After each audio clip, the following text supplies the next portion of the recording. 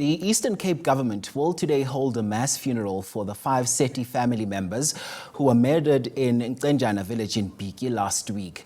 Now, the 2 suspects have been arrested and charged with 5 counts of murder and 2 of attempted murder. For more on the story now, we bring in SABC News reporter Nkululeko Nyembezi, who's watching the story for us. So, Nkululeko, quite a tragic story there. Take us through what we can expect from the program. We see proceedings have already started. Thank you very much, Mkulisi. Yes, indeed, it is a tragic story that we are covering right now. You remember that these 5 members of the family were brutally killed, allegedly by 2 suspects that have been arrested right now. And now, as we speak, we are on the gravesite where Nowinile and his and her husband, Sipiwo, and daughter and 2 grandchildren are being laid to rest.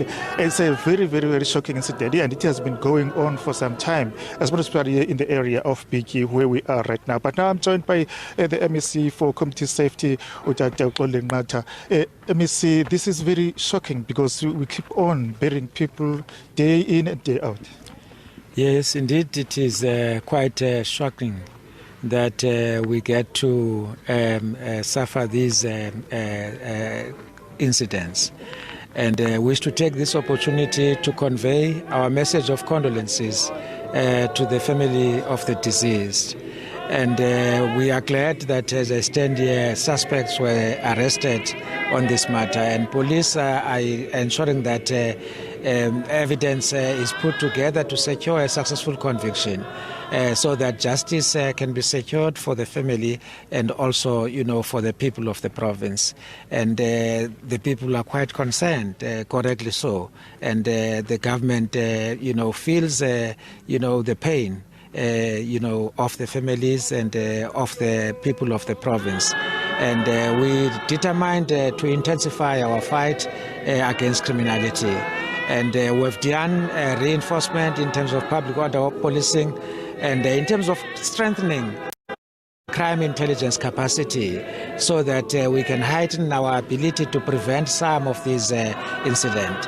And what we're quite certain now is that criminals, wherever they are, they know that whoever commits such a criminality will be arrested, as evidence is there to show that we have made arrests in all these massacres. And if for our own, wouldn't want to lose a life of any one person. That's why a life lost one is one too many. And we are appealing to our communities to work with us here in Bityi. We've been here with the Premier, with the former Minister of Police, and after that imbizo, we made interventions that include support to the police station of Bityi, which is destined to be upgraded as a full kennel police station, and therefore more resources are going to be added. And also we've added safety patrollers, about 50 of them, for Bityi only since last year. And criminality did subside for some time, but now it has sort of came back, unfortunately, with this massacre here. And we're going to be working hard to ensure that we corner criminals wherever they are so that we can uproot them to our communities.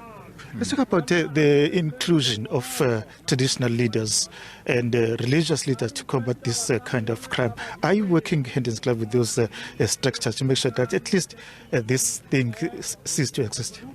Yes, we are working together. Traditional leaders are working with us here in this area, and other parts of the province, including religious leaders, are also playing quite a vital role, which we appreciate. And therefore, we're going to be ensuring that those collaborations, we strengthen them. And for these criminals are not falling from the trees. They belong to families. Communities know who they are. That's why we have launched an extortion hotline and a free hotline to ensure that people are able to freely report. Because in some of these cases, people have information, but they fear that in the event that they submit information, they might be killed. That fear is understandable. That's why we're opening these channels so that people can report without having to disclose their identities. And no information is not useful. Provide any information, no matter how little it is. It is for police to determine whether that information is useful or not, and that's what we can appeal. And as government, we're going to work together with them. Even post these, massacres. For instance, there is a plan to go back to Lusikisiki, Tungobozana. We're going back there before the end of the month of November. There will be, follow-up so that we support communities and the families, but have operations with the members, of police and other security apparatus to continue to monitor the situation. Let's talk about the safety of traditional leaders. We know that Umama Ncenjana Mtikhaga, a traditional leader, very active member of the community, was brutally killed.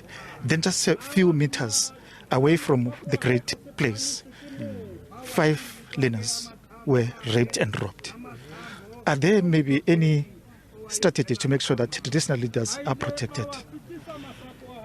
Yes, the Department of Culture is able to take measures where threat analysis is done by SABC and it is identified that there is a threat, and therefore they will provide support to ensure that there is security.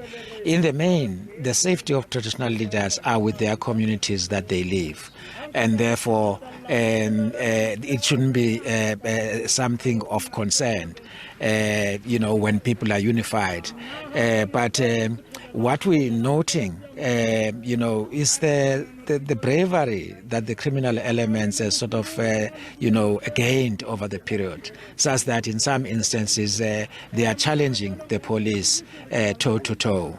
And I'm glad even on that score, the police in the past few months have been able to demonstrate that whoever challenges the police, they will face the consequences.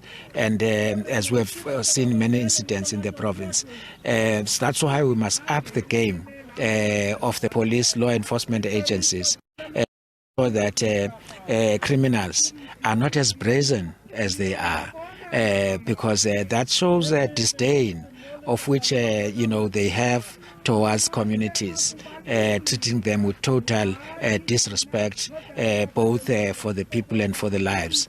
And that is going to come to an end, working together with the communities. I want to assure the people of the province that we are with them, and we understand their concern and their pain, and the families who have lost their loved ones will do all that is possible to ensure that safety of communities is secured. For safety and security is a right that came through blood, as people have struggled over the years to secure the rights contained in the constitution of our country. Those rights will not allow them to be taken away by criminals. Let's talk about the parole system in the country, because most of the criminals that continue to commit such crimes are the people that were arrested and released. What is your view on that? Yes, there has been weaknesses in the parole system. And the Department of Correctional Services from last year, they've embarked on reviewing the parole system because it was more a matter of malicious compliance. Because if people are arrested today, they know what are these 4 or 5 things to do to ensure that you are arrested. And therefore, that's why now it has been reviewed. There is an effort to ensure, especially in the province, the regional commissioner, Commissioner Mtetwa, there is an effort to ensure that prisoners, they work very hard. They've even produced the food that they use in prison, so that there is hard labor, there is no luxury. Once you are arrested, you must know that you'll go through difficulties. That's the approach. And we're also working with correctional services to ensure that the prisons that have been identified, more especially St. Albans in Gqeberha and Wellington Prison here in Mthatha, some of the crimes, as we have seen in Lusikisiki, planned from prison.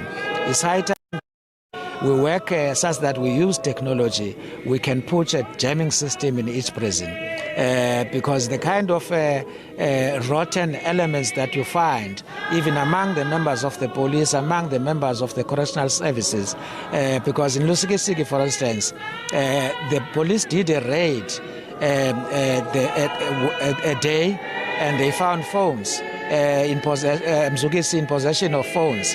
And the following day they found other phones again, which tells you that there are weaknesses and corrupt elements in the system.